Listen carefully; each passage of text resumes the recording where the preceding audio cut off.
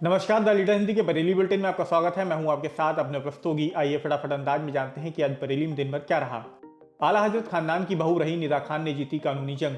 आला हजरत खानदान की बहू रही निदा खान ने 8 साल बाद घरेलू हिंसा के मामले में कानूनी लड़ाई जीत ली है। अदालत ने निदा खान के पक्ष में फैसला सुनाते हुए उनके शौहर शिरान रजा खां को मुआवजे के तौर पर 3 लाख रुपए देने का आदेश दिया है। साथ ही मुकदमा दायर होने की तारीख से 15,000 रुपए खर्च हर महीने देने को कहा है। उन्हें निदा के रहने की व्यवस्था भी करनी होगी, वो चाहे तो ससुराल में भी रह सकती हैं। कोर्ट ने शिरान रजा खां को आदेश दिया है कि वह किसी भी स्थिति में घरेलू हिंसा नहीं करेंगे और निदा को मेहर की पूरी रकम भी लौटाएंगे। निदा खान ने कोर्ट के फैसले की सराहना करते हुए बताया कि उनके खिलाफ फतवे जारी किए गए मगर वो डटी रहीं। उन्हें विश्वास था कि कोर्ट से न्याय जरूर मिलेगा। करीब 8 साल तक निदा ने अपनी और अपनी तरह की कई अन्य पीड़ित महिलाओं की लड़ाई लड़ना जारी रखा। उन्हें अपने ही लोगों का तिरस्कार झेलना पड़ा और उन पर हमला भी हुआ, मगर वह डरी नहीं। आखिरकार निदा ने कानून के जरिए अपने हक की लड़ाई जीत ली। अब वह ऐसी महिलाओं की ढाल बनेंगी जो कमजोर हैं और जिनको दबाया जा रहा है। बता दें कि निदा खान ने 2016 में शौहर शिरान रजा खान के खिलाफ घरेलू हिंसा का मामला दर्ज कराया था। इसे लेकर उनके खिलाफ इस्लाम से खारिज करने का फतवा भी जारी हुआ था। बरेली से अयोध्या के लिए सीधी बस सेवा शुरू।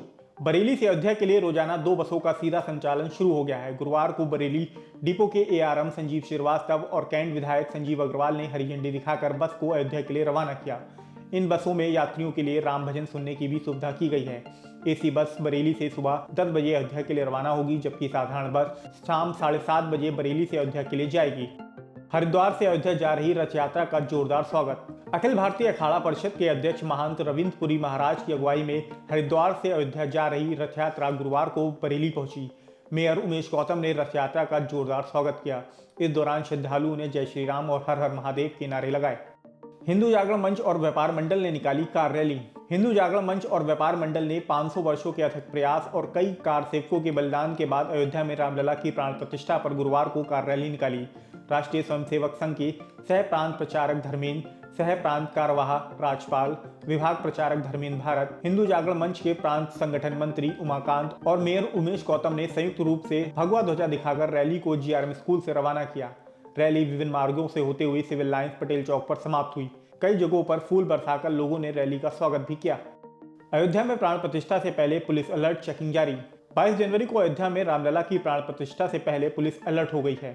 शहर से लेकर देहात तक ड्रोन कैमरे से निगरानी की जा रही है। वहीं रेलवे स्टेशन, बस अड्डों पर भी सघन चेकिंग अभियान चलाया जा रहा है। गुरुवार को बहेड़ी में एसडीएम अजय कुमार उपाध्याय और सीओ तेजवीर सिंह ने ड्रोन कैमरे से घरों, मार्केट और छतों की चेकिंग करी। इसके अलावा कलेक्ट्रेट से लेकर जंक्शन तक पुलिस आने जाने वाले संदिग्धों को चेक कर रही है, ताकि खुराफाती किसी भी तरह से कानून व्यवस्था से खिलवाड़ न कर सके। दरगाह आला हजरत समेत अन्य जगहों पर हुई ख्वाजा के कुल की रस्म।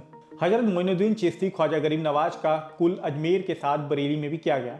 सुबह के वक्त दरगाह आला हजरत से लेकर खानका नियाजिया, वली मियाँ की दरगाह, हजरत शादाना वली, दरगाह नासिर मियाँ, मोहल्ला कांदीटोला स्थित नूरी रजा मस्जिद और दूसरी तमाम खानकाओं और दरगाहों में कुल की रस्म हुई। ख्वाजा के चाहने वालों ने कुल की महफिल में हिस्सा लिया, दुआएं मांगी। दरगाह आला हजरत पर कुल की महफिल दरगाह प्रमुख मौलाना सुबहान रजा खां सुबहानी मियाँ की सरपरस्ती और सजादा नशीन मुफ्ती एहसन रजा कादरी की सदारत में सजी। खानका नियाजिया में कुल की महफिल के दौरान महिलाओं की तादाद ज्यादा रही।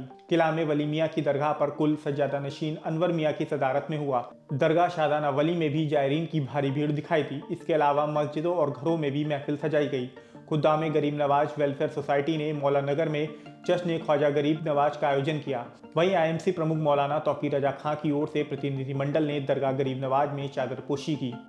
महिला की गला दबाकर हत्या, बेटी ने खोले मौत के कई राज। पीलीभीत के गजरौला थाना क्षेत्र में लालपुर शिवनगर निवासी 38 वर्षीय सुनीता अपनी 2 बेटियों पूजा और कीर्ति के साथ इज्जतनगर थाना क्षेत्र में मिनी बाईपास पर निर्माणाधीन रोडवेज बस स्टैंड परिसर में रहकर मजदूरी करती थी।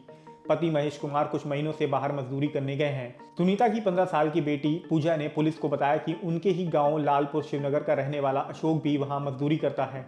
वह कई महीनों से मां के पास आता जाता था। बुधवार रात राशन लेकर आने को लेकर दोनों में झगड़ा हो गया था। इसके बाद अशोक ने बाहर नल साइड में मां की गला दबाकर हत्या कर दी और फरार हो गया। सुबह वह सोकर उठी तो नल के पास मां का शव पड़ा था और जीप बाहर निकली हुई थी। मामले में एसपी सिटी राहुल भाटी ने बताया कि रिपोर्ट दर्ज करके आरोपी की तलाश में पीलीभीत तक टीमें लगा दी गई हैं। अशोक की गिरफ्तारी के बाद ही हत्या की सही वजह पता चलेगी।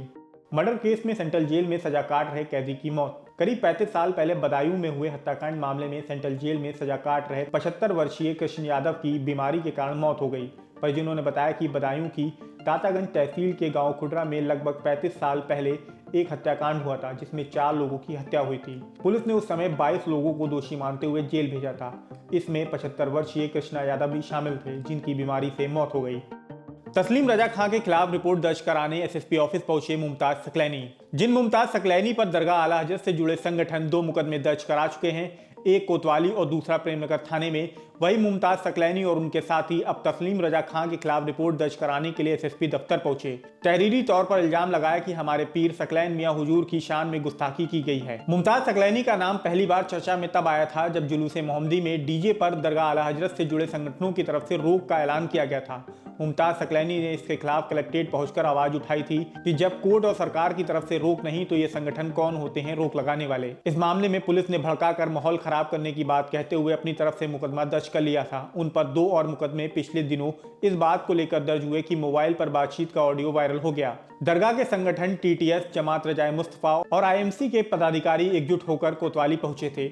आला हजरत की शान में गुस्ताखी करने की बात कहते हुए मुमताज सकलैनी पर मुकदमा दर्ज कराया था। इसके बाद दूसरा मुकदमा हजरत आमिर मुआविया की शान में गुस्ताखी के इल्जाम का थाना प्रेमनगर में कराया गया था। इन दोनों मुकदमों पर जवाबी मुकदमा दर्ज कराने मुमताज सकलैनी गुरुवार को एसएसपी ऑफिस पहुंचे।